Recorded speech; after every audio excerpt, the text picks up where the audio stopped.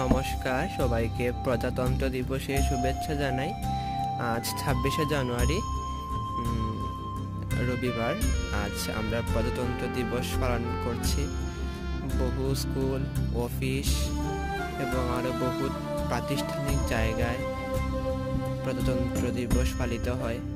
এই দিনে আমাদের সংবিধান কার্যকরী হয়েছিল, তাই আমরা প্রজাতন্ত্র দিবস পালন করি।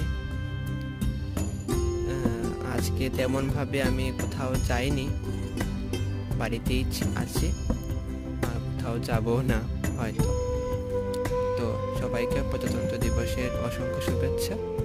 আবার আমি আরেকটা ভিডিও নিয়ে চলে আসবো।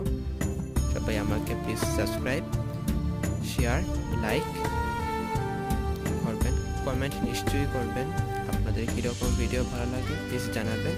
নমস্কার।